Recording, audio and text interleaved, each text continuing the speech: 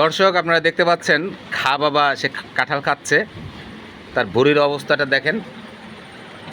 Already এত বড় একটা কাঁঠাল আনুমানিক 5 থেকে 6 কেজি ওজন হবে, না আরও বেশি, 13 কেজি। এই যে আমাদের সাগর ভাই সে বলছে 13 কেজি। এই 13 কেজি কাঁঠাল অলরেডি 3 ভাগের 1 ভাগ খেয়ে ফেলছে। দেখেন কতগুলো, দেখে আত্মসরাও সবাই দেখুক। এই যে দেখেন অনেকগুলো খেয়ে ফেলছে, আর বাদ বাকি খাইতেছে। খাওয়ার স্টাইলটা দেখেন, স্বাদ কেমন?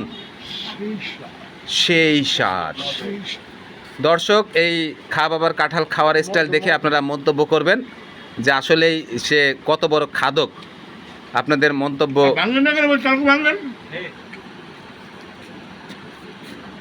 সবাই কমেন্টস করে জানাবেন। সে কি পুরা কাঁঠালটা খেতে পারবে? না খাইতে পারলে হার বোনের দিয়ে দিব।